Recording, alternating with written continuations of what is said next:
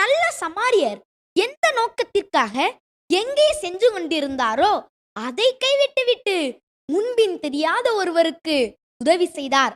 தன்னிடம் இருந்த எல்லாவற்றையும் அவருக்காக செலவு செய்தார்.